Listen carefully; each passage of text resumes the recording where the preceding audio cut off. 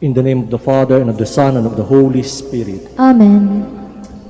The grace of our Lord Jesus Christ, and the love of God, and the communion of the Holy Spirit be with you all. And with your spirit. Good morning, my dear sisters and brothers. Welcome to the shrine of Our Lady of the Holy Rosary of Manaoag. We now acknowledge our sins and so prepare ourselves to celebrate the sacred mysteries.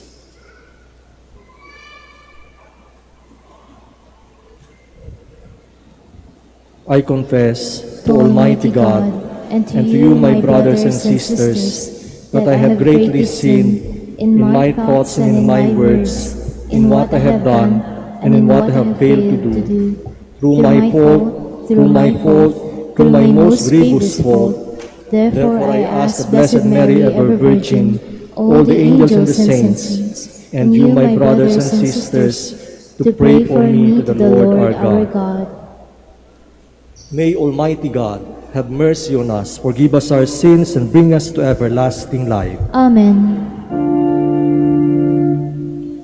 Lord, have mercy. Lord, have mercy. Christ, have mercy. Christ, have mercy. Lord, have mercy. Lord, have mercy. Glory to God in the highest. Glory to God in the highest, and on earth peace to people of His name. We praise you, we bless you, we adore you, we glorify you. We give you thanks for your great glory, Lord God, heavenly King, O God Almighty Father. Lord Jesus Christ, only begotten Son, Lord God, Lamb of God, Son of the Father, you take away the sins of the world. Have mercy on us. You take away the sins of the world. Receive our prayer. You are seated at the right hand of the Father. Have mercy on us. For you alone are the Holy One. You alone are the Lord. You alone are the Most High Jesus Christ, with the Holy Spirit, in the glory of God the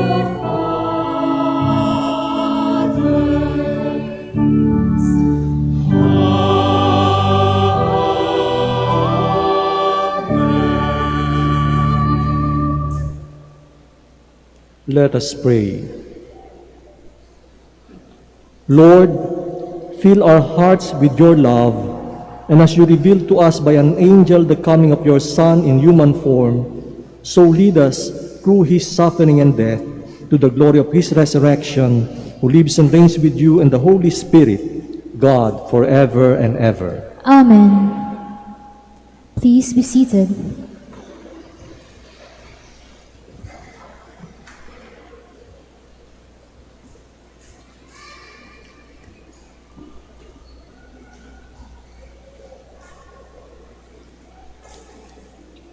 A reading from the book of the prophet Zechariah.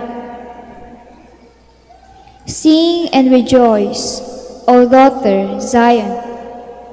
See, I am coming to dwell among you. says the Lord.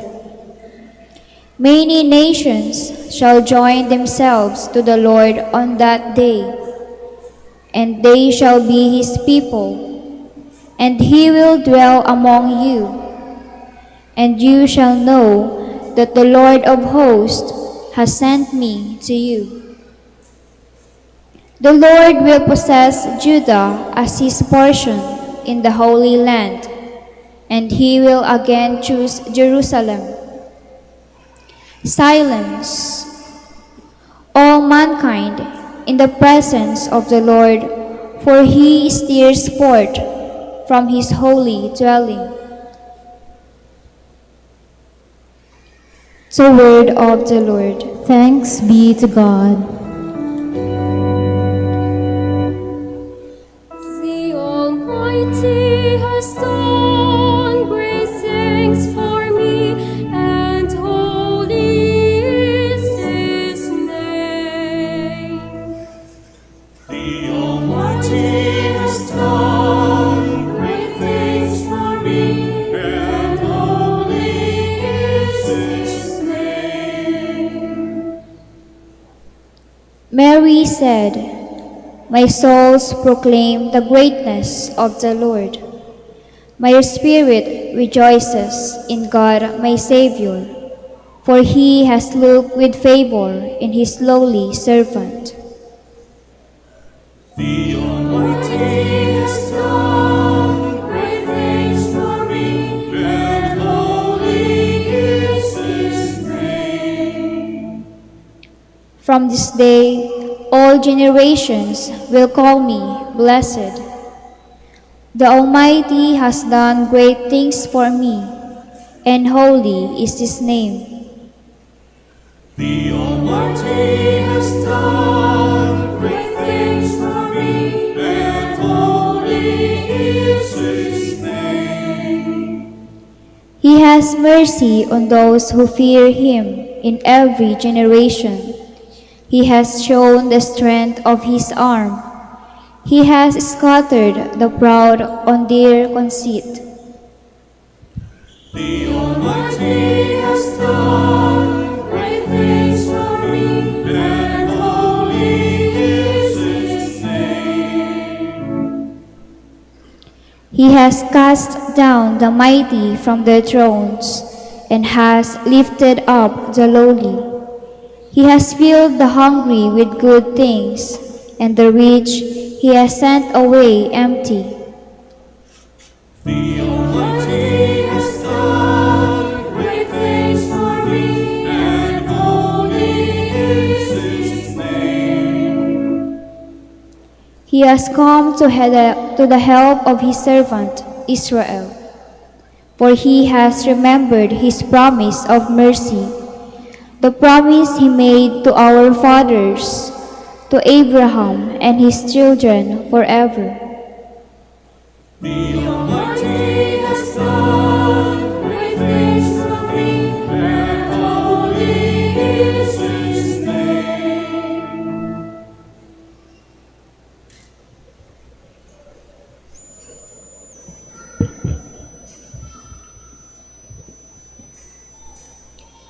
A reading from the Acts of the Apostles.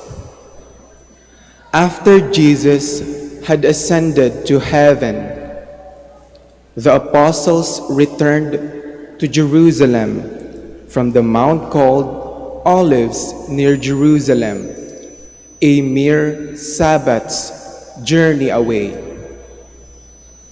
Entering the city, they went upstairs room from where they were staying.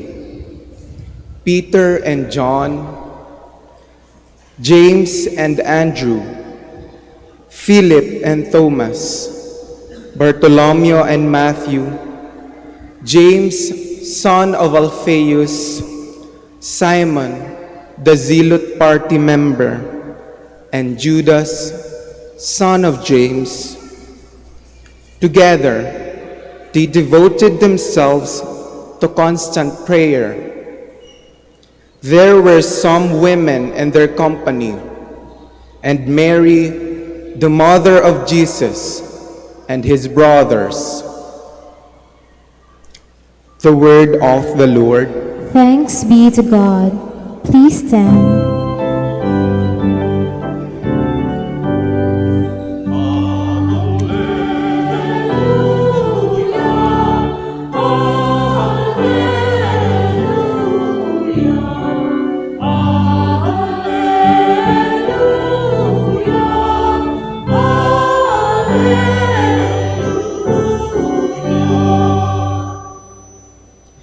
Hail Mary, full of grace, the Lord is with you. Blessed are you among women.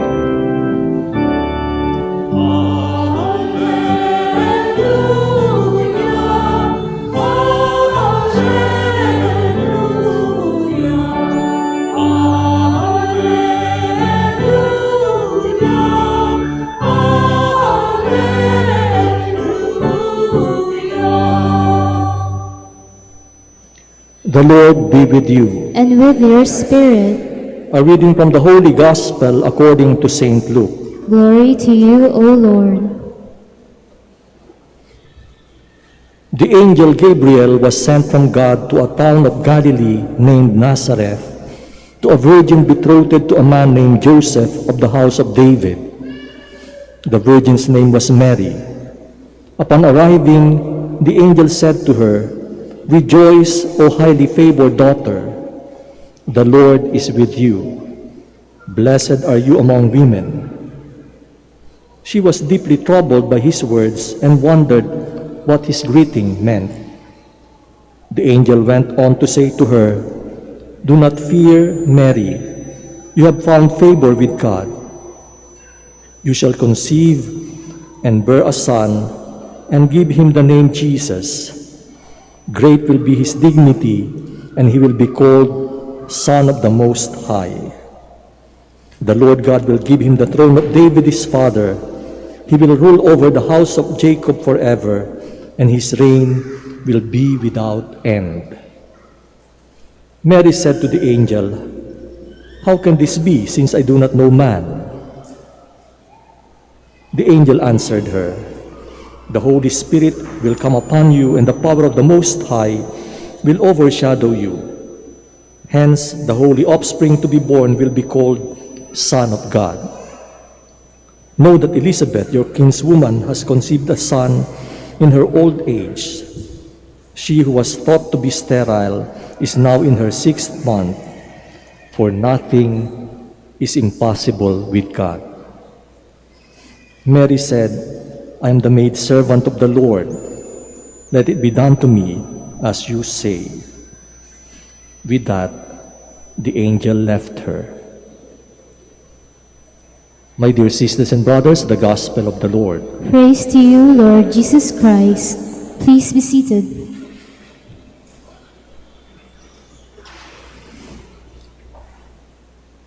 Sabi ng iba, marami daw tayong dahilan para mabahala o mag-alala. Marami tayong dahilan para mabahala o mag-alala.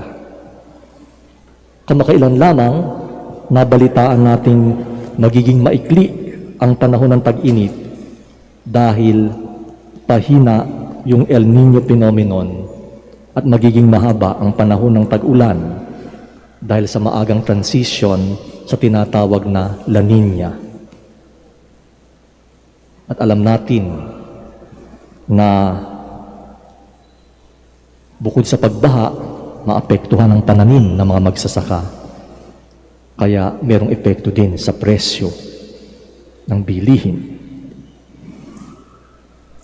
Kahapon lang may kumalat na balita na ayon sa Pag-asa, we expect yung higher heat index in the coming weeks. Na ngayon ay umaabot na nga ng 46 degrees Celsius sa ibang lugar. Tapos nag-announce pa kahapon yung National Grid Corporation of the Philippines ng red alert status for Luzon Grid. Marami na lugar ang posibleng mawalan ng kuryente. Yun na nga, kaninang umaga, merong dalawa na lugar na nasira, no? Yung nagsusupply, no, ng ating kuryente. Bukod dito, mga nakaraang linggo, sa iba't ibang lugar, meron ding mga paglindol. Naalala ko yung mga estudyante namin nung nakaraang linggo. Nag-e-expect sila na magkakaroon ng ibang mode sa teaching. Hindi nila iniisip yung nangyayari sa Metro Manila na malawakang transport strike, kung hindi yung lindol ang kanilang kinababahala. Kaya nga, sabi, maraming dahilan para mag-alala, para mabahala. Pero ngayong araw, sa Ebanghelyo, sa ating pagdiriwang doon ng piyesta ng Our Lady of the Rosary of Manaoag, sinasabi naman sa atin, may malaking dahilan upang patuloy tayong manalig. May malaking dahilan para patuloy tayong manalig. Sabi sa Ebanghelyo ni San Lucas, Mary was deeply troubled at the sudden appearance of the angel Gabriel. She was greatly troubled too at the extraordinary manner of the angel's greeting. And then the angel told her that God's favor is with you, or you have won God's favor. But if we pay attention to the Greek original of his salutation, it goes like this: Hail, most highly favored. That means completely filled and wrapped around with divine favors. Kumbaga, sa ating lingwahe, siya'y napakapaborito. At alam natin sa ating pang-araw-araw na buhay, yung pagpaborito ang isang tao. Hindi matatanggihan at hanggat maaari, lahat ng mabuting bagay ibibigay. Alala ko yung aking kaibigan, na kwento niya, sabi niya, meron siyang kapatid na hindi naging maayos ang buhay. Nung may edad na at yung kanila namang nanay ay matanda na, sa tuwing bibigyan nila ng mga bagay-bagay, pagkain, pera yung kanilang nanay, kahit na matanda na ito, dahil paborito yung anak na hindi naging maayos yung buhay, imbis na kanyang gagamitin yung pera, kakainin yung pagkain, ibibigay pa doon sa kanyang paboritong anak. Palaging nasa sa isip kung anong ikabubuti nung kanyang paborito. Kaya nga mga kapatid, mapangahawakan natin na katulad ni Maria, we also have won God's favor. Sa ating binyag, tayo'y naging anak ng Diyos. Kaya nga sabi ng isang manunulat, we should always claim our belovedness in God. At yun, yung magiging inspirasyon natin, anuman ang ating makakaharap na pagsubok, anuman ang ating pagdaraanan ng mga struggles sa buhay. That we have won God's favor like Mary. That we are the beloved children of God. Kaya nga, may malaking dahilan para tayo patuloy na manali sa Diyos. Pangalawa, narinig natin, nasabi din ng anghel, walang imposible sa Diyos. Kaya nga, kahit na tila nagkukulang yung ating kakayahan, kahit na tayo ay nasa lugar ng kagipitan, huwag nating kakalimutan na merong Diyos. At sa Diyos, walang imposible. pwedeng gawin ng Diyos anuman ang makabubuti sa atin. We may also face troubles, difficulties, oppositions, and sufferings in our life. However, like Mary, we can go on with life confident that we are filled and wrapped around with divine favors and knowing and believing that nothing is impossible with God. And lastly, my dear sisters and brothers, in the light of our celebration, si Maria na ating ina, na nag-alay ng kanyang buhay para sa ating kaligtasan, ano pa kaya yung hindi natin mahihiling sa Kanya? Kung tayo'y nangangailangan, ano pa yung hindi natin maaasahan sa Kanya? Kung tayo ay may pinagdadaanan. Saint Bernard of Clairvaux said, "Look to Mary, call upon Mary. In danger, in distress, in doubt, think of Mary, call upon Mary. If you follow her, you will not stray. If you pray to her, you will not despair. If you turn your thoughts to her, you will not err. If she holds you, you will not fall. If she protects you, you need not fear. If she is your guide, you will not tire. If she is gracious to you, you will surely reach your destination." Kaya mga kapatid, narito ni si Maria, kapiling natin, maasahan natin. Siya na nag-alay ng kanyang sarili para sa ating kaligtasan. Maasahan natin siya sa ating mga pinagdaraanan, sa ating buhay. Let us stand. All together, let us profess our Catholic faith. I believe in God, the Father Almighty, creator of heaven and earth, and in Jesus Christ, his only Son, our Lord, who was conceived by the Holy Spirit, born of the Virgin Mary, suffered under Pontius Pilate, was crucified, died, and was buried. He descended into hell. On the third day he rose again from the dead. He ascended into heaven, and is seated at the right hand of God the Father Almighty. From there he will come to judge the living and the dead. I believe in the Holy Spirit, the Holy Catholic Church, the communion of saints, the forgiveness of sins, the resurrection of the body, and life everlasting. Amen. With the prayer of the Blessed Virgin Mary as our model, let us give praise to God and present our needs. Let us ask Him. May your Mother intercede for us, Lord. May your Mother intercede for us, Lord. For all the members of the Church, may they look up to Mary as their mother and live as worthy children of so noble a mother. Let us pray to the Lord. May your Mother intercede for us, Lord. For national leaders, may they strive to further justice, peace, and the common good of the citizenry. Let us pray to the Lord. May your Mother intercede for us, Lord. For the sick and the abandoned, may they feel in their sufferings and needs the protection and maternal presence of the Virgin Mary.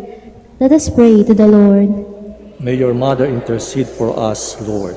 For all who devoutly recite the Rosary, may they be drawn closer to God through this prayer. Let us pray to the Lord. May your Mother intercede for us, Lord. For all of us who celebrate the feast of Our Lady of the Holy Rosary of Manaoag, may we, like Mary, praise God, recognize His might and mercy, and remain faithful to Him until death. Let us pray to the Lord. May your Mother intercede for us. For our personal intentions, the intentions of this Mass, and for the intentions of all the devotees of Our Lady of the Rosary of Manaoag, let us pray to the Lord.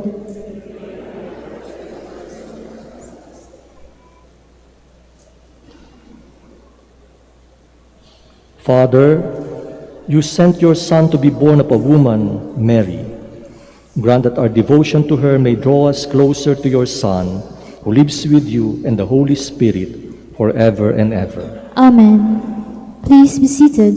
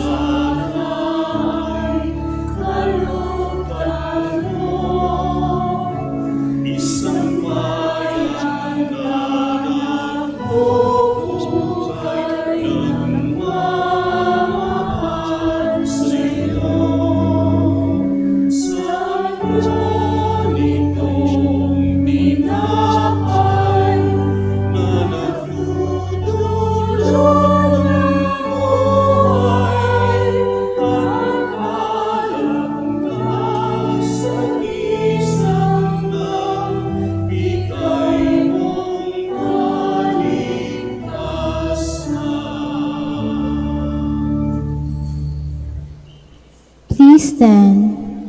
Let us pray, my dear sisters and brothers, that my sacrifice and yours may be acceptable to God, the Almighty Father. May the Lord accept the sacrifice at your hands for the praise and glory of his name, for our good and the good of all his holy church. Lord, accept these gifts as we celebrate the mysteries of your Son. May we become worthy of the eternal life he promises, who lives and reigns with you forever and ever. Amen. The Lord be with you. And with your spirit, Lift up your hearts. we lift them up to the Lord. Let us give thanks to the Lord our God. It is right and just. It is truly right and just, our duty and our salvation, always and everywhere to give you thanks, Lord, Holy Father, Almighty and eternal God, through Christ our Lord. On this feast of the Blessed Virgin Mary, we praise, bless, and proclaim your name. Consenting to the divine word, Mary became the Mother of God. Embracing your saving will, she became the handmaid of the Lord. Devoting herself to the life and work of your Son, Mary cooperated in the mystery of redemption. Because of this, she stands before us, Mother and Model of the Church. Now gathered by the Spirit with one voice, we join with Mary and all the saints in their triumphant hymn of praise.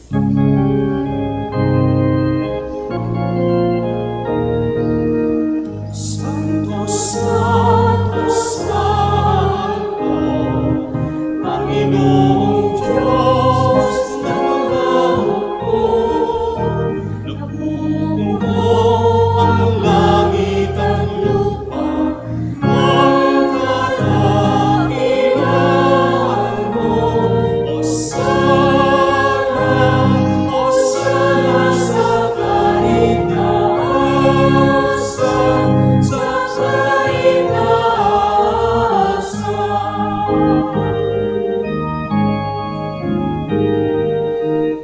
Bilang pala ang naparirito sa ngalan ng Panginoon. Hosanna, Hosanna sa kaitaasan, sa kaitaasan, sa kaitaasan. Please kneel. You are indeed holy, O Lord, the fount of all holiness. Make holy, therefore, these gifts, we pray, by sending down your Spirit upon them like the dewfall, so that they may become for us the body and blood of our Lord Jesus Christ. At the time he was betrayed and entered willingly into his passion, he took bread and giving thanks broke it and gave it to his disciples, saying, "Take this, all of you, and eat of it, for this is my body which will be given up for you."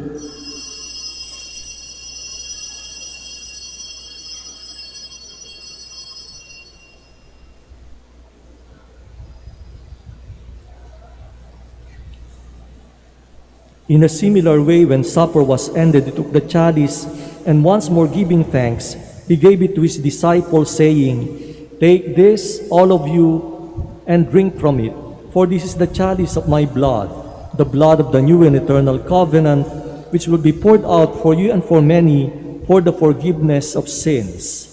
Do this in memory of me."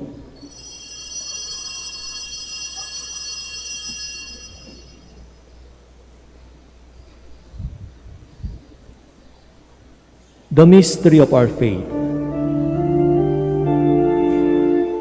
When we eat this bread and drink this cup, we proclaim your death, Lord, until you come again. Therefore, as we celebrate the memorial of his death and resurrection, we offer you, Lord, the bread of life and the chalice of salvation, giving thanks that you have held us worthy to be in your presence and minister to you.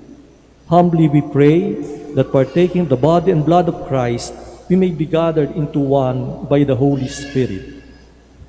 Remember, Lord, your church spread throughout the world, and bring her to the fullness of charity, together with Francis, our Pope, Socrates, our Bishop, and all the clergy. Remember also our brothers and sisters who have fallen asleep in the hope of the resurrection, and all who have died in your mercy. Welcome them into the light of your face. Have mercy on us all, we pray, that with the Blessed Virgin Mary, Mother of God, with Saint Joseph, her beloved spouse, with the blessed apostles, with Saint Dominic, Saint Thomas Aquinas, Saint Vincent Ferrer, Saint Catherine, and Saint Therese, and all the saints who have pleased you throughout the ages, we may merit to be co-heirs to eternal life and may praise and glorify you through your Son, Jesus Christ. Through him, and with him, and in him, O God, Almighty Father, in the unity of the Holy Spirit, all glory and honor is yours forever and ever.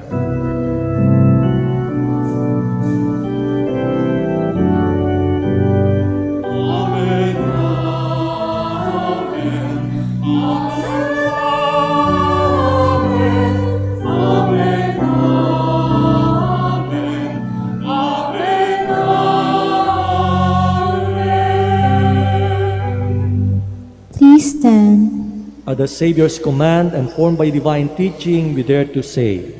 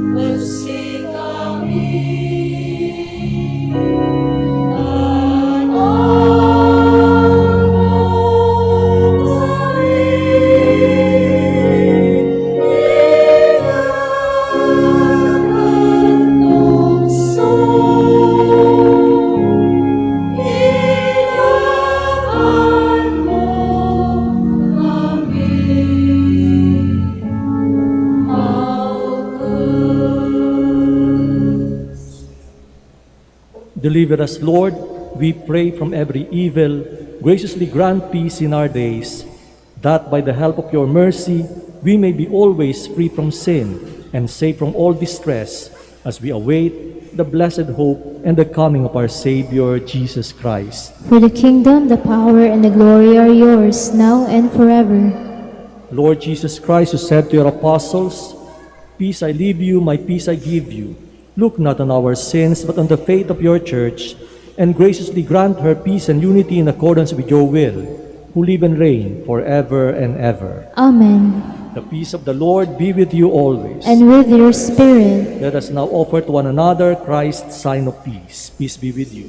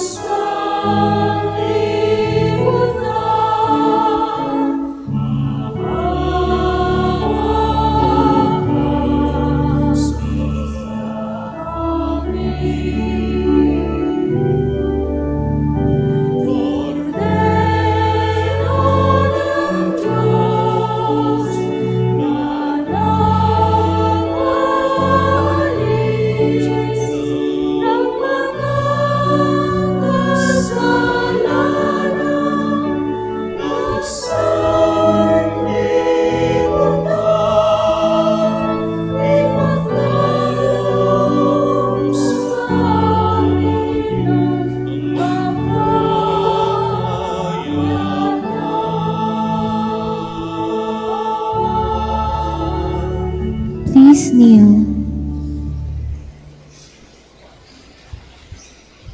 My dear sisters and brothers, behold Jesus, behold the Lamb of God, behold him who takes away the sins of the world. Blessed are those called to the supper of the Lamb. Lord, I am not worthy that you should enter under my roof, but only say the word, and my soul shall be healed.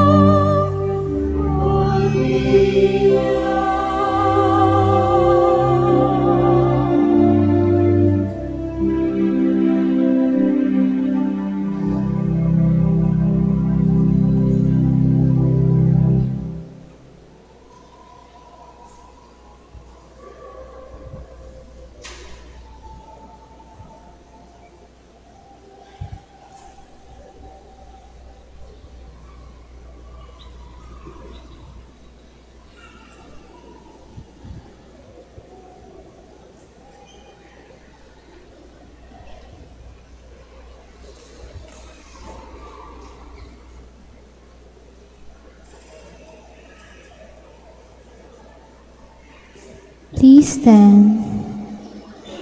Let us pray.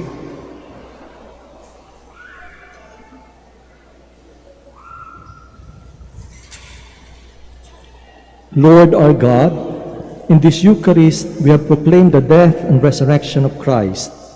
As we ponder these same mysteries in the Rosary, help us to proclaim them to your people. We ask this through Christ our Lord. Amen.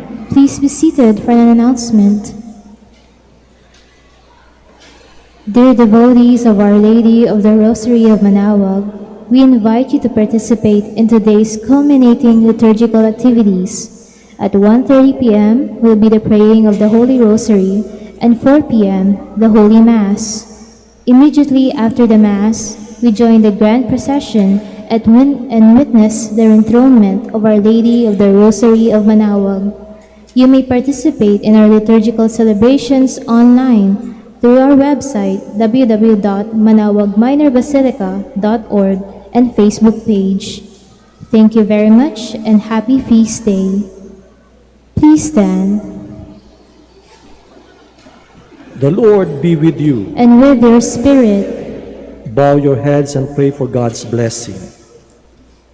May God, through the childbearing of the Blessed Virgin Mary, willed in His great kindness to redeem the human race, be pleased to enrich you with His blessing. Amen.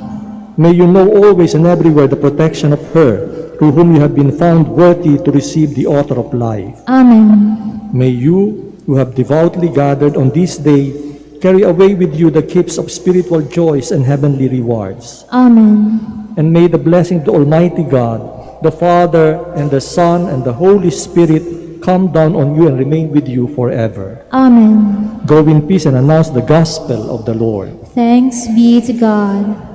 We shall now have the prayer for the blessing of the sick and the prayer for the blessing of rosaries and other religious articles.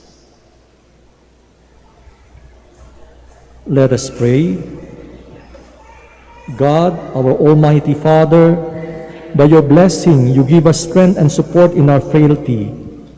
Turn with kindness toward our sick brothers and sisters. Free them from all illness and restore them to good health. Through the intercession of Our Lady of the Rosary of Manaoag, so that in the sure knowledge of your goodness, they will gratefully bless your holy name. We ask this through Christ our Lord. Amen. In memory of the mysteries of the life, death, and resurrection of our Lord Jesus Christ, and to the honor and glory of the Blessed Virgin Mary, Our Lady of the Rosary of Manaoag, may these rosaries, images, candles, and other religious articles be blessed and made holy in the name of the Father, and of the Son, and of the Holy Spirit. Amen. Amen.